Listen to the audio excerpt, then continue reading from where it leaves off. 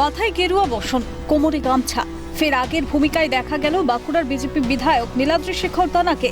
নিজের পৈতৃক ট্রাক্টর চালালেন, রোপণ করলেন ধানের চারা, পাশাপাশি কথা বললেন কৃষকদের সঙ্গে।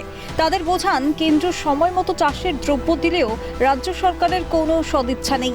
ঠিক সেই কারণেই সঠিক সময়ে সঠিক জিনিস পাচ্ছেন না কৃষকরা। আমি প্রথমেই বলি, আমি হচ্ছি চাষি ঘরের ছেলে, চাষার বেটা।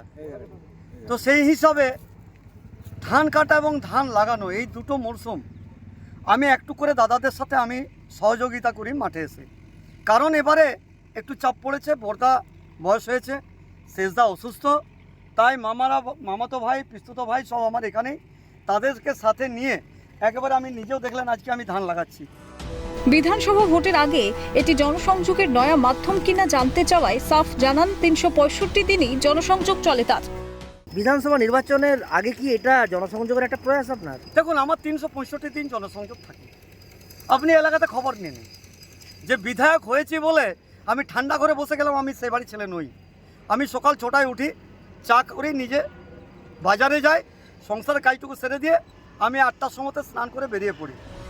প্রসঙ্গত, নীলাদ্রি শেখর দানা জন্মসূত্রে বাঁকুড়া 1 নম্বর ব্লকের গোড়াবাড়ি গ্রামের কৃষক পরিবারের সন্তান। বিধায়ক হওয়ার আগে থেকেই তিনি পৈতৃক জমিতে চাষ করে আসছেন, এখনো সেই কাজ করে চলেছেন বলে দাবি স্থানীয় কৃষক ও প্রতিবেশীদের। উনি কি আসেন প্রায় এখানে? হ্যাঁ, প্রায় রোজ দিনই আসে, চাষের সময় সব দিনই আসে। ওনাদের জমি আছে তো, আমাদের কাকা হয়, আমরা কাকা বলি। হ্যাঁ, সব দিনই আসে। এদিকে বিজেপি বিধায়কের এই ধরনের কর্মকাণ্ডকে তীব্র কটাক্ষ করেছে তৃণমূল। এখন নাটক করছেন, এখন অনেক কিছু করবেন।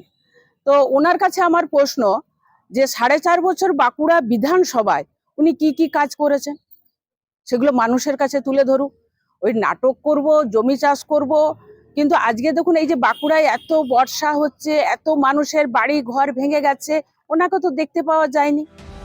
বিধানসভা ভোট এগিয়ে আসতেই শুরু হয়েছে কুকথার রাজনীতি।